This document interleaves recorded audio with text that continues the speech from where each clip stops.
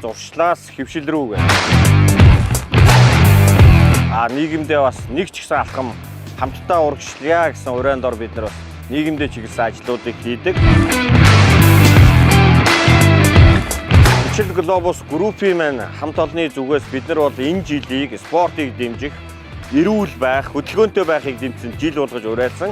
За үүнтэй холбоотойгоор бас хийж байгаа нэг ажил маань одоо энэ 9 байршилжийн дугуйн зогсоолыг хийж өгж байна. Үүнтэй холбоотой бас бидний дараагийн спортлог амьдрах хөдөлгөөнийг дэмжих аян маань Улаанбаатар марафоноор үргэлжилж байгаа. Хүчил Глобусын залуучууд бүгд оролцоно. За ингээд бүгдөө 5 сарын 25-нд болох Улаанбаатар марафон дээр уулзцгаая.